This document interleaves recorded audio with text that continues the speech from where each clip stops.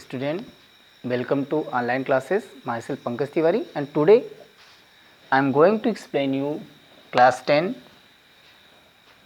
subject economics chapter 1st part 2nd development.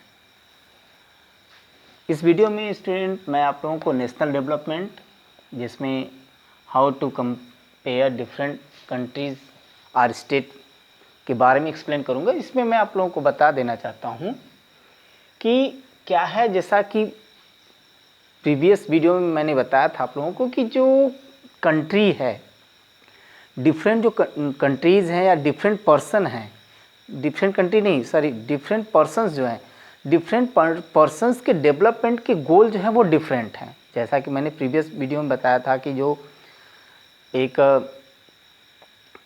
Punjab की बात किया था कि पंजाब का जो एक किसान है वो चाहेगा कि उसके क्रॉप का जो सपोर्ट प्राइस है वो हायर रहे। उसी तरीके से जो लेबर है वो चाहेगा उसको ज़्यादा से ज़्यादा दिन का जो है जॉब मिले और जो है उसका वेज ज़्यादा मिले। जबकि जो कंपैरिजन किया गया था कि जो प्रोडक्शन कंपनी है, प्रोडक्शन कंपनी चाहेगी कि उसे ज़्यादा से ज़्यादा क्या है इलेक्ट्रिसिटी मीन्स ऑफ पावर मिले। लेकिन दूसरी तरफ से देखें तो डैम बना कर के उन्हें अगर दिया जाता इलेक्ट्रिसिटी तो वो क्या है कि एक वास्ट एरिया को कवर करता और ट्राइबल एरिया को प्रभावित कर सकता था। तो सबके गोल्स जो होते हैं डेवलपमेंट के वो कुछ अलग होते हैं, वो एक दूसरे को प्रभावित भी करते हैं। उसी तरह कंट्रीज़ में भी अलग अलग कंट्रीज़ के जो डेवलपमेंट के गोल हैं वो अलग अलग हैं,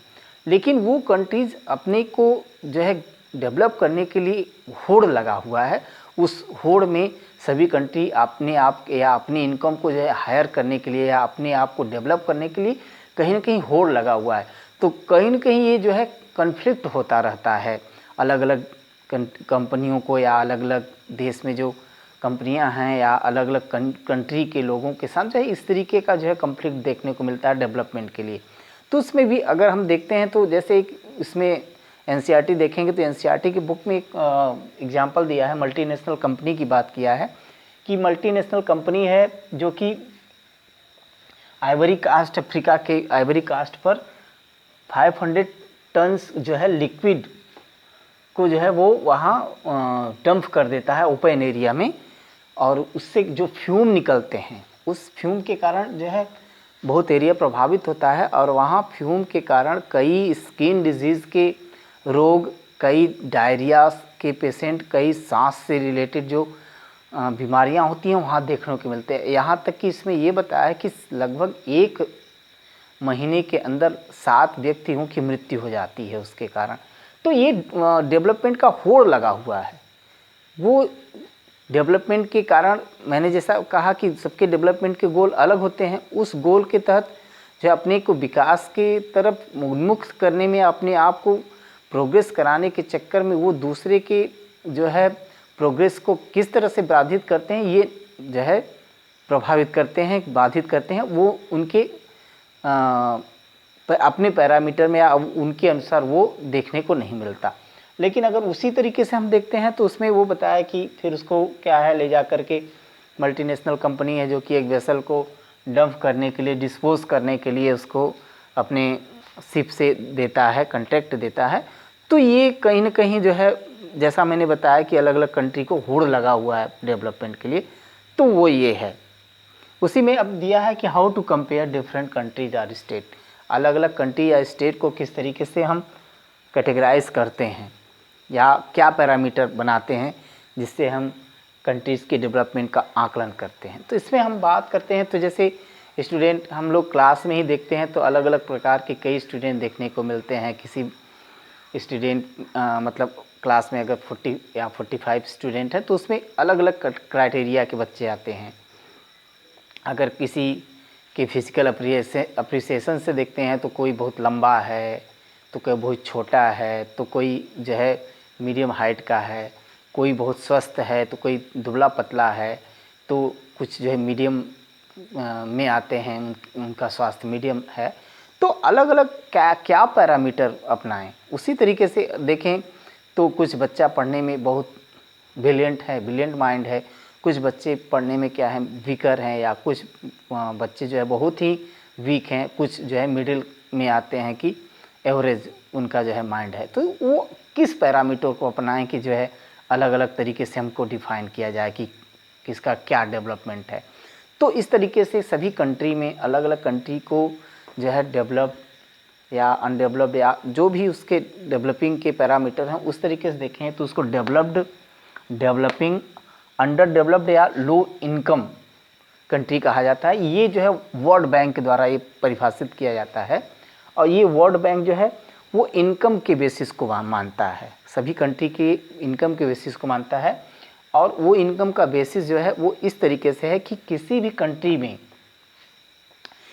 कंट्री में एक तरीके से देखा जाए तो जो सभी माध्यमों से जो आय का स्रोत है, इनकम का जो स्रोत है, जो सभी माध्यमों से हो पाता है, तो जो सभी माध्यमों से एक देश में इनकम आता है उसमें अगर उस कंट्री के जो इनकम आता है पूरे देश में उसको पहले तो हम नेशनल इनकम कहते हैं। किसी भी माध्यम से पूरे देश में जो आय का स्रोत है, जो आय आता है या जो इनकम होता है उसको नेशनल इनकम कहते हैं।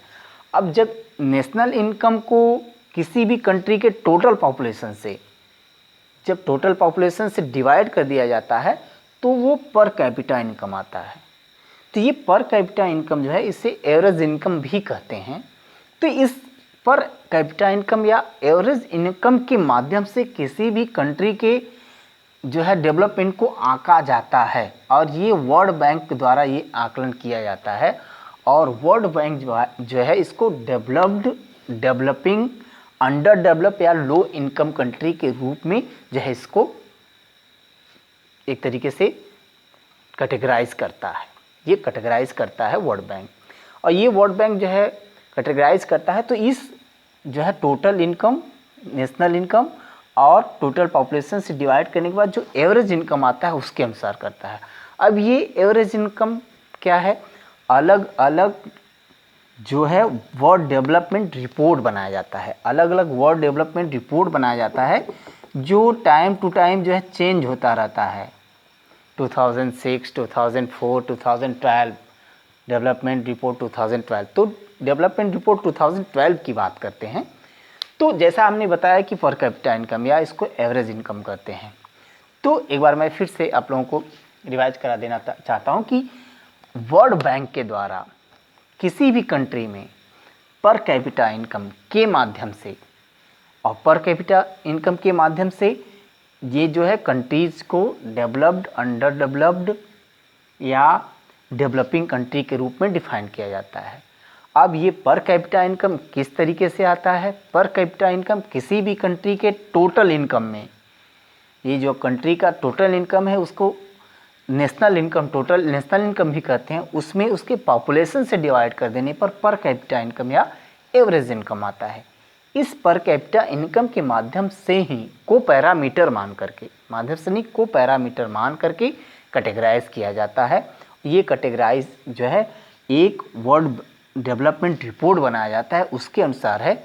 तो वर्ल्ड डेवलपमेंट रिपोर्ट 2012 के अकॉर्डिंग देखें तो $12,776 से एबव जिस कंट्री का पर कैपिटा इनकम है, $12,776 जिस कंट्री का इस इनकम से ज़्यादा पर कैपिटा इनकम है उस कंट्री को डेवलप्ड कंट्री कहा जाता है।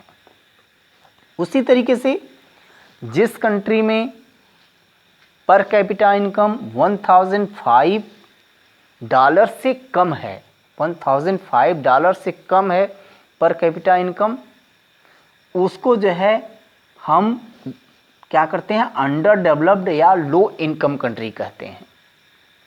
अब ये हो गया। अब इंडिया उसमें उस समय 2012 के डेवलपमेंट रिपोर्ट के अकॉर्डिंग इंडिया का $1,340 पर कैपिटा इनकम था।